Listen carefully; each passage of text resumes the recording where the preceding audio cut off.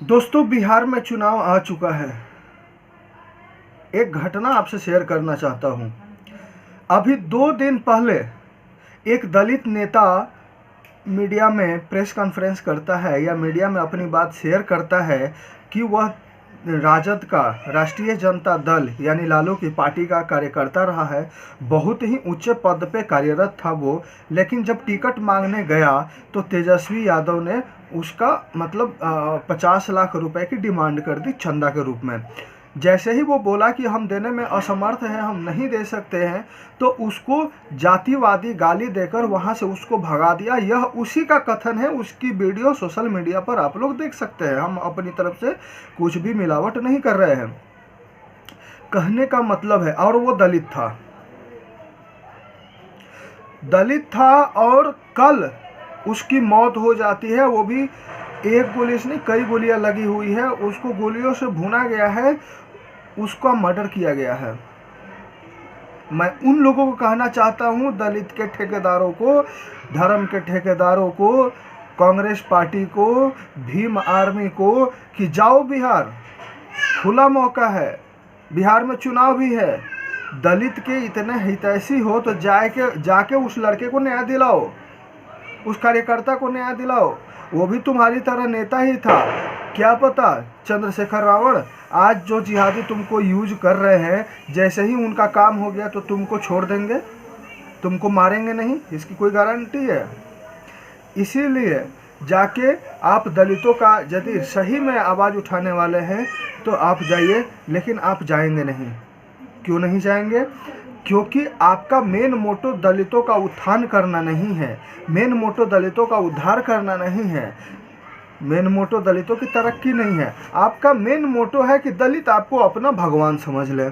आपका main motto है कि आप दलितों पर नियंत्रण कर लें और उस नियंत्रण का राजनीतिक फायदा उठाएं और जिहादियों के हाथ में कंट्रोल दे दें, वामपंथियों के हाथ में कंट्रोल दे दें।